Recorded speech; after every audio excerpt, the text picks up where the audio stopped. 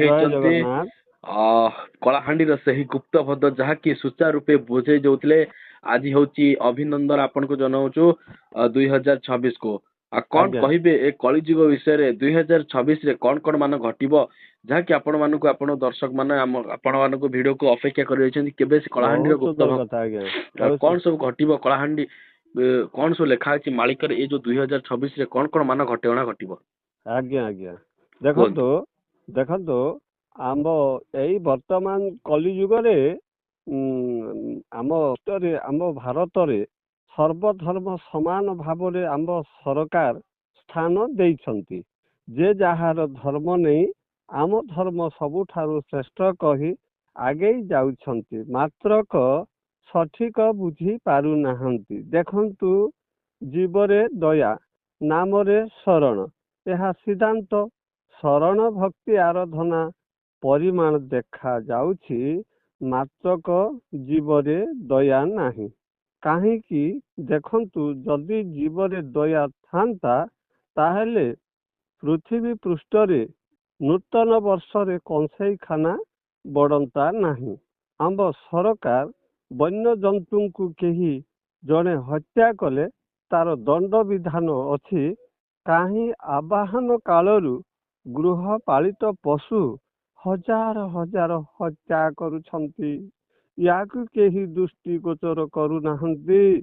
ଆମର ସରକାର ସ୍କୁଲ କଲେଜରେ ଛାତ୍ରଛାତ୍ରୀଙ୍କୁ ଶିକ୍ଷକ ଶିକ୍ଷୟିତ୍ରୀ ଦୈନନ୍ଦିନ ଉପଦେଶ ଦେଉଛନ୍ତି ମାଦକ ଦ୍ରବ୍ୟଠୁ ଦୂରେଇ ରହନ୍ତୁ, ପିତାମାତା ଭାଇ ବନ୍ଧୁ ସହ ମିଳିମିଶି ରହନ୍ତୁ।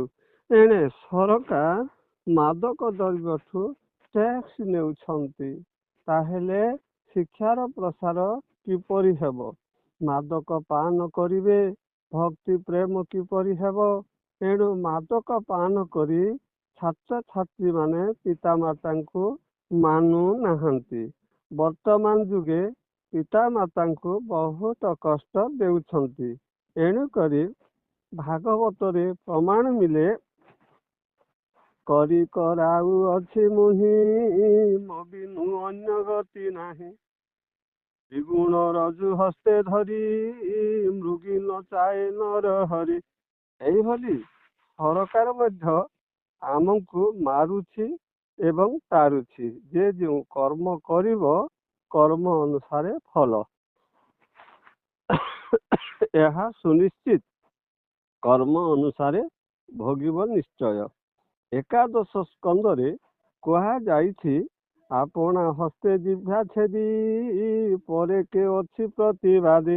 ହେ ସାଧୁ ସନ୍ଥ ଗୀତା ଲେଖାକୁ ବୁଦ୍ଧି ବିବେକ ଖଟାଇ ଗଦ୍ୟରେ ଲେଖି ଜଣାଇଲି। ଯଦି ଲେଖା ତ୍ରୁଟି ଥାଏ କ୍ଷମା ଦେବେ। ଏଣୁକରି ମୋତେ ନିଜର କରିନେବେ ଅନ୍ତରୁ ନିବେଦନ। ଏବଂ କଳିଯୁଗରେ ଯାହା ଅନ୍ୟାୟ ଅତ୍ୟାଚାର ଅନୀତି ଘଟୁଛି ସେଇ ବିଷୟରେ ମୁଁ ଗୋଟେ ପଦ୍ୟ ମାଧ୍ୟମରେ କିଛି ଲେଖିଛି ଅ ଠାରୁ କ୍ଷ ପର୍ଯ୍ୟନ୍ତ ଶୁଣି ନିଅନ୍ତୁ। ଅବନୀରେ ଚାରି ଖାନି ଜନ୍ମ ହୋଇଛନ୍ତି ଯେତେକ ପ୍ରାଣୀ ହେ ଅନ୍ତର କଥା ନ ପାରେ ଜାଣି ସୁଜନେ ହେ ଅନେକ ଜୀବଠୁ ଶ୍ରେଷ୍ଠ ମାନବ ଜନମ ହୋଇ ବଳିଷ୍ଠ ହେ ଅହରହ କରନ୍ତି ଅନିଷ୍ଟ ସୁଜନେ ହେ ଆହାର ବିହାର ପାଇଁ ଆତ୍ମାକୁ ସୁଧରି ରଖିବା ପାଇଁ ହେ ରଜତମ ସାତ୍ୱିକ ଗୁଣ ହିଁ ସୁଜନେ ହେ ଆନ ଭାବି ରଜତମ ସାତ୍ୱିକ ଗୁଣକୁ କଲେ ପ୍ରଧାନ ହେ ଆତ୍ମା ବିକାଶ ହୋଇବ ଜାଣ ସୁଜନେ ହେ ଇହେ ନ ମାନିଲେ କେହି ଇଥି ରଜତମ ଗୁଣକୁ ବହି ହେ ଈର୍ଷା ଗୁଣେ ଦିନ ଗଲା ବହି ସୁଜନେ ହେ ଇହେ ପଶୁ ଛେଲି ମେଣ୍ଢା ନୀତି ଖାଇ ଗଲେ ହଇଣ ଭେଣ୍ଡା ହେ ଇଷ୍ଟ ଜନକୁ ଦେଖାଇ ଖଣ୍ଡା ସୁଜନେ ହେ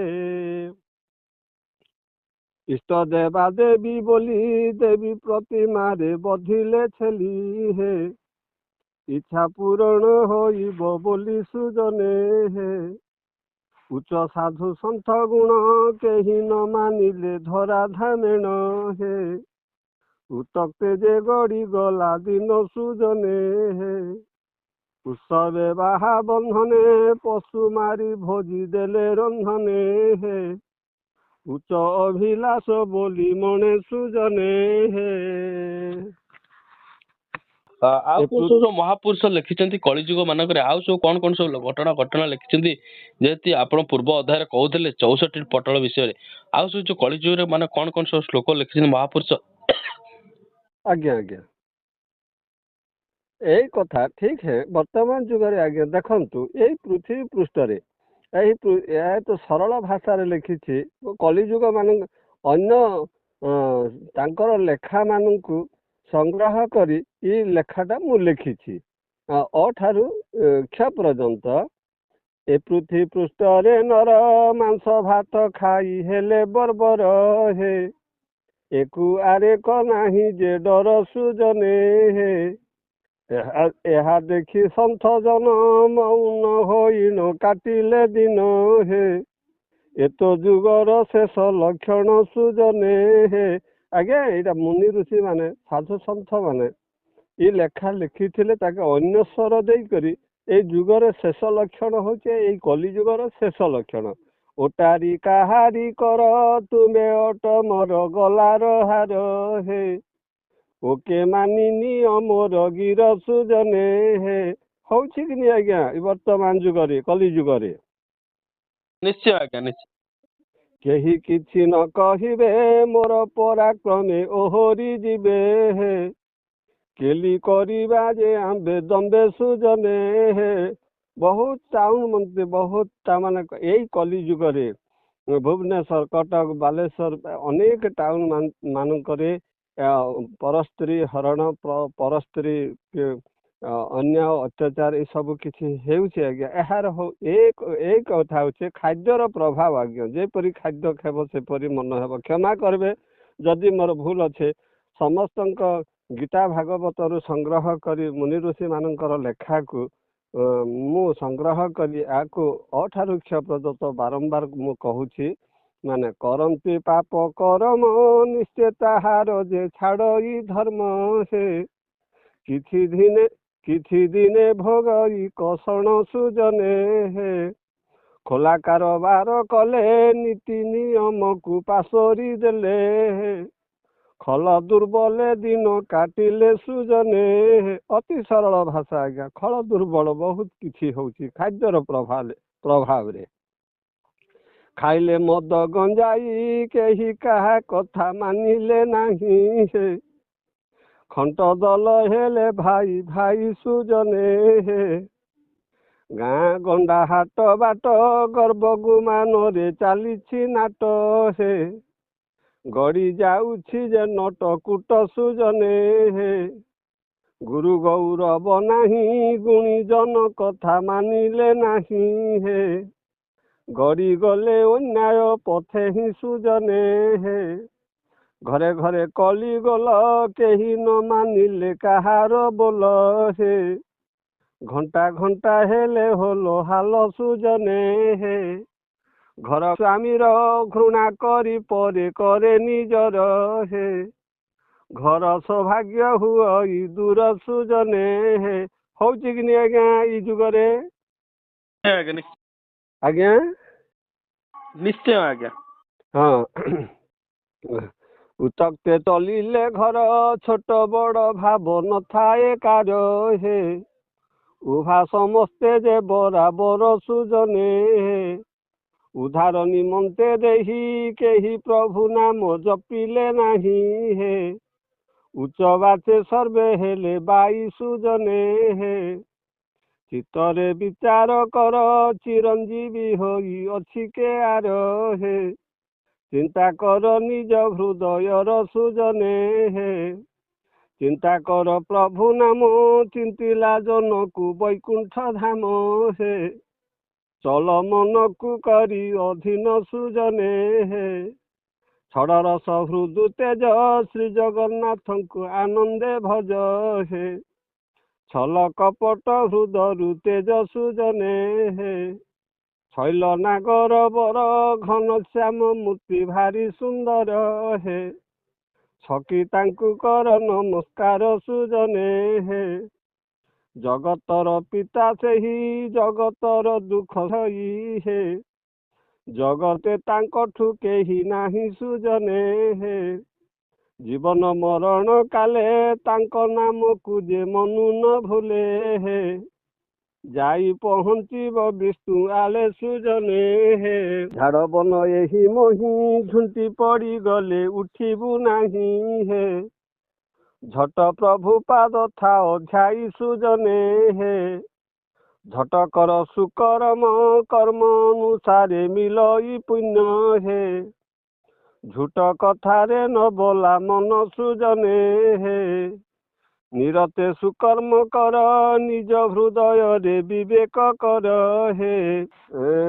ନେତ୍ରେ ନ ଦେଖ ଆପଣା ପର ସୃଜନେ ହେ। ନ କର ପାପ କରମ ନିଜ କର୍ମ ଫଳ ନ ହୁଏ ଆନ ହେ।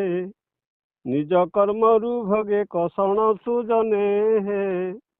ତାହିଟା ପରା ନ କର ଟାଣି ଘେନି ଯିବେ ଯମ ଡଗର ହେ। ଟାଣପଣ ଭାଙ୍ଗି ଯିବ ତୋର ସୃଜନେ ହେ।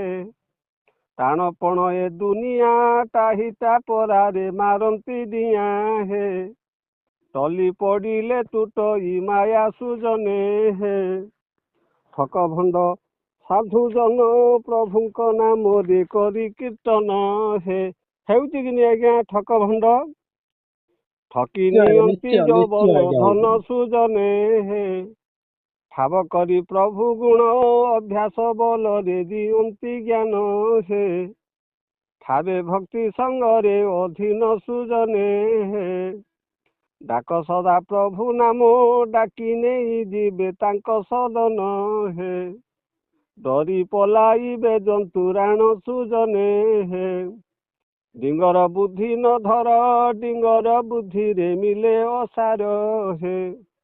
ଡକା ବୁଦ୍ଧିଠୁ ରୁହନ୍ତୁ ଦୂର ସୃଜନେ ହେ। ଢାଙ୍କିଛି ଦେହରେ ଚର୍ମ ଢଲି ପଡ଼ିଗଲେ ନ ଆସେ କାମ ହେ। ଢାଙ୍କି ନେବେ ଶ୍ମଶାନରେ ଜାଣ ସୃଜନେ ହେ। ଢେଉ ପରି ଏ ଜୀବନ ଯଶ ଅପଯଶ ରହିବ ଜାଣ ହେ। ଢଙ୍ଗ ନ ରହିବ ହେ ବୋଲି ନ ଶୁଣେ ହେ। ଆସ ସର୍ବେ ସାଙ୍ଗ ହୋଇ ଈର୍ଷା ଗୁଣ ହୃଦୁ ଦେବା ପକାଇ ହେ। ଆଉ ବିଳମ୍ବ କରିବା ନାହିଁ ସୃଜନେ ହେ। ଅନ୍ତର୍ଯ୍ୟାମୀ ନାଥ ସେହି ତାଙ୍କ ଠାରୁ ତ୍ରାଣ କର୍ତ୍ତା କେ ନାହିଁ ହେ। ଆଉ ବିଳମ୍ବ କରିବା ନାହିଁ ସୃଜନେ ହେ। ତାଙ୍କ ନାମ ହୃଦେ ଧରି ସଂସାର ସାଗରୁ ହୋଇବା ପାରି ହେ। ତନୁ ଦୁଃଖ ଯିବ ଅପସରି ସୃଜନେ ହେ।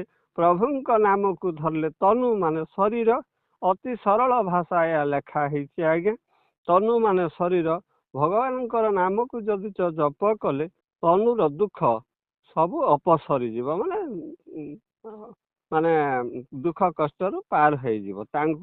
ତାଙ୍କୁ ଋଷି ମୁନି ମାନେ ଜପ କରୁଥିଲେ ଯୋଗ ସାଧନେ ହେ। ତରି ଗଲେ ସେ ମାୟା ବନ୍ଧନେ ସୃଜନେ ହେ। ଥାଟେ ଅଛି ପଞ୍ଚ ମନ ଚାରି ମନ ଛାଡ଼ି ସୁମନେ ମନ ହେ। ଥଏ ଦେଖିବା ଜଗ ମୋହନ ସୃଜନେ ହେ। ଫଳକୂଳେ ଭାବ ଗ୍ରାହୀ କ୍ଷୁଧା ତୃଷା ଭୋକ ମେଣ୍ଟିବା ପାଇଁ ହେ। ଥୋଇଛନ୍ତି ଫଳ ମୂଲେ ମହି ସୃଜନେ ହେ। ଆମମାନଙ୍କୁ ଖାଇବା ପାଇଁ ଥଳ କୂଳରେ ଭାବଗ୍ରାହୀ ପ୍ରଭୁ ପରମେଶ୍ୱର କ୍ଷୁଧା ତୃଷା ମେଣ୍ଟାଇବା ପାଇଁ ଅନେକ ଫଳମୂଳ ସୁସ୍ୱାଦ ଫଳମୂଳ ଆମକୁ ଥୋଇ ଦେଇଛନ୍ତି। ଦୟା ଧର୍ମ ନୀତି କର ଧର୍ମ ପଥରେ କେ ନୁହେଁ ପାର ହେ। ଦୁଃଖ ସୁକର୍ମେ ପଲାଏ ଦୂର ସୃଜନେ ହେ। ଦିନ ଦୁଃଖୀ ଯେ ସେବଇ ସେବା ଫଳ ହେତୁ ପ୍ରଭୁଙ୍କୁ ପାଇ ହେ। ଦାନ କଲେ ଯେ ପୁଣ୍ୟ ମିଲଇ ସୃଜନେ ହେ।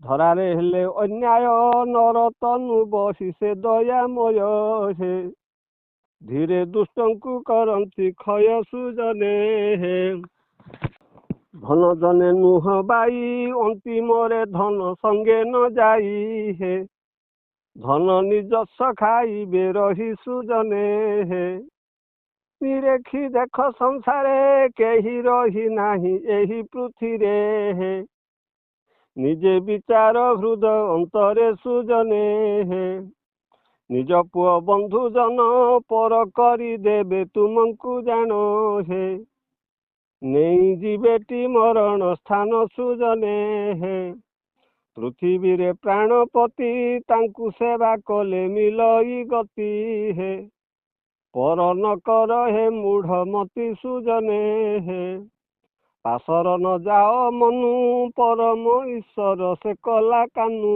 ହେ ପ୍ରାଣପତିଠୁ ପାଇଛୁ ତନୁ ସୁଜନେ ହେ ଫଳାଫଳ ଯେ ତାଙ୍କର ସୁକର୍ମରେ ଫଳ ମିଳେ ଅପାର ହେ ଫର ଫର ଯେ ବାନା ତାଙ୍କର ସୁଜନେ ହେ ଫସି ନ ଯାଅ କୁକର୍ମେ ଭୋଗିବୁ କଷଣ ଅଳ୍ପ ଦିନେ ହେ ଫିସିଲି ନ ଯିବୁ ଆଉ କେଣେ ସୁଜନେ ହେ ବ୍ରହ୍ମାଣ୍ଡରେ ପାପ ପୁଣ୍ୟ ସୂର୍ଯ୍ୟ ଦେବ ଦେଖି କରେ ଚିନ୍ତନ ହେ ବାନ୍ଧି ଘେନି ଯିବେ କାଲ ଗଣ ସୁଜନେ ହେ ବୁଦ୍ଧି ବିବେକ ଖଟାଅ ସାଧୁ ସନ୍ଥଙ୍କର ଆଶ୍ରୟ ନିଅ ହେ ବିବେକ ନିଶ୍ଚୟ ହେବ ଉଦୟ ସୁଜନେ ହେ ଭାବରଙ୍ଗ ଖେଳ ଘର ଭରସା ନ କର ଦୁଃଖ ପାର ହେ ଭୋଗ ସରିଲେ ଦୁଃଖର ଭାର ସୁଜନେ